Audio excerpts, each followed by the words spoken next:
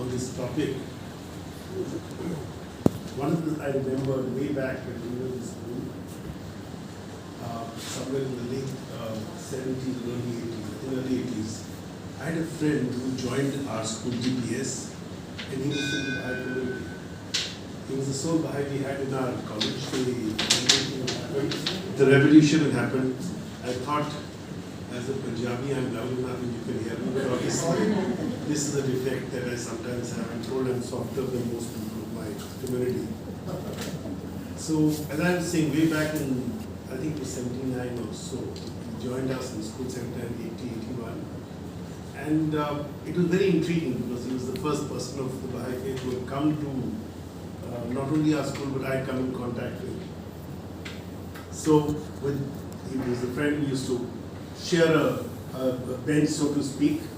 And since I was at the tail end of my class, as I still continue to be, it was very easy. There was a room for great conversation. One learned a lot about the Baha'i faith. I also ended up visiting the Baha'i house, which is somewhere here in India Gate, right? Just behind.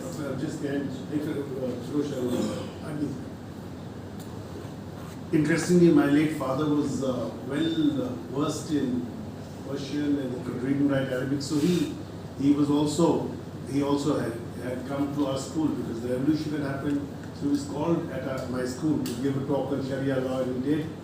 And in that context, I asked him, and I learned a lot more because he was well versed and he understood West Asia rather well. It also helps if you understand, speak the language fluently. So that was a benefit that I learned at that stage. But the one thing I learned was also about the oppression that was happening way back and which has continued through the ages of certain faiths, especially the Baha'i faith. The fact that in India we have this beautiful monument in Kalkaji called the Lotus Temple, a Baha'i temple which cannot be constructed in Iran, is a telling description as to how the community is dealt with and what persecution and what harassment they face in the country, in the nation of the birth and the nation that they have chosen